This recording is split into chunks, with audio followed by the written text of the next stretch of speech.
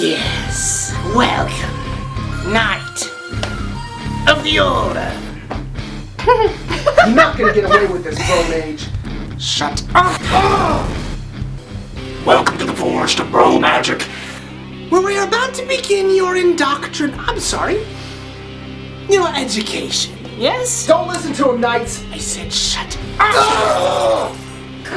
The number one benefit of being a Bro Mage is that you get to eat tilapia whenever you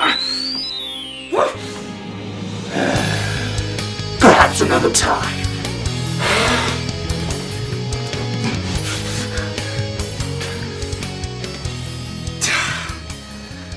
Wouldn't have stood a chance if you hadn't stun-locked me with that Mike Chang ad.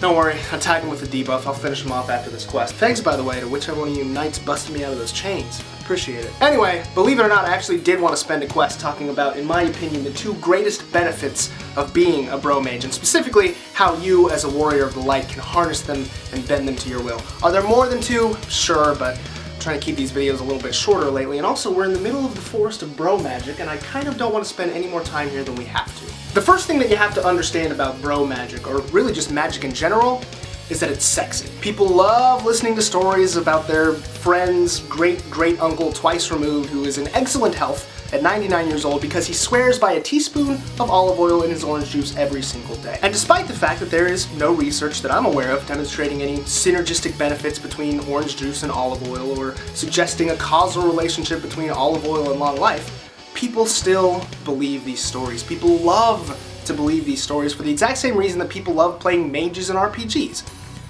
They're morons. No, we love mysticism. We love fantasy. We don't always want cold, hard facts. I mean, let's face it, nutritional science sounds boring. The anabolic window, that sounds fun. Eating 6 meals a day to keep our metabolic fire stoked, that's titillating. There's a sense of urgency, a sense of danger there. Now, this sense of urgency and danger is brought about by a complete lack of understanding. But see, it's precisely that lack of understanding that makes it so mystical and sexy. We don't want to know how everything works. We don't want to completely understand. And ultimately, it's this mystical sexiness that's going to lead to adherence. The reason that bros do so much better in the gym is because they love being there. They love slamming those anabolic protein shakes. They live for those 6 meals a day. And even though their bro splits may not be completely optimal, they are working their asses off every single day consistently because they need it. In other words, don't lose your passion. Now, let me let you in on a little secret. Chances are, if you're watching this video, you haven't lost your passion. You may have misplaced it. You may need a deload, you may need to switch to a new program, you may need to go into your kitchen and throw out every single one of those foods you've been eating for a year on end because you're bored, because you need some spice in your life. But you haven't lost your passion, because you wouldn't be a Knight of Muscle and Magicka if you had. You simply need to reignite it. Now, a funny thing happens when we first step foot out of the Forest of Bro Magic, out of the haze and the fog, and into the light. We start learning about all these new things. We start learning about the value of compound movements, the principles of flexible dieting. We start throwing around terms like optimal. And what happens is, over time, we start to chase these new things just as fiercely, just as obsessively, just as dogmatically as we chased the things of our brohood. Essentially, we go from being a slave to one master to being a slave to a new master. Now, the new master may have a bunch of studies to support him, but it's still no good being a slave, because a slave does what he's told no matter what. He has no input of his own regardless of the situation, regardless of the circumstances. And the problem is, there are plenty of well-supported, well-researched, optimal training programs and diet schemas that are not right for you. And that's the other reason that bros do so much better than us in the gym sometimes, because bros know how to listen to their bodies. Because of the fact that they don't really care to immerse themselves in the science, they have to listen to their bodies. They don't have any extensive knowledge of programming, they don't have calories or macros to guide them, so their bodies are pretty much the only form of feedback that they have to go off of. Likewise, you must remember how to listen to your body, because I don't care how optimal you think your training program is, if your elbow is trying to tell you, hey man, these barbell bench presses are not gonna fly.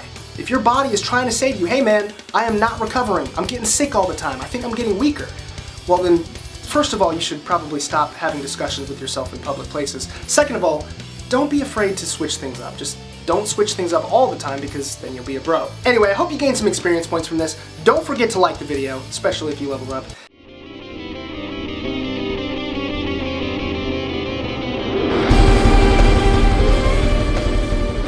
What up, Knights? Future Rants, for those of you that don't remember me. Don't listen to him, Knights! Damn it, Rants.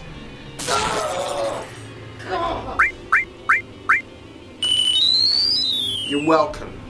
Look, I think it's really sweet what Rants is trying to accomplish here. Really, I do. Using bro magic for the power of good. It's very cute. Don't slip up and accidentally become a bro mage. And I'm not saying this for some misguided sense of care for your well-being, alright? That's his territory. He thinks he's gonna win this war with the power of his words. Let me fill you in on a little secret. Where I'm from, we no longer have the luxury to use words. So don't become a bro mage. Because every bro mage that doesn't come from your timeline is one less bro mage that I'm gonna have to end in mine. You want some advice? I've had to learn a lot of hard lessons in my timeline. None more important than this. There's a time for diplomacy, and there's a time for action. Diplomacy is dead.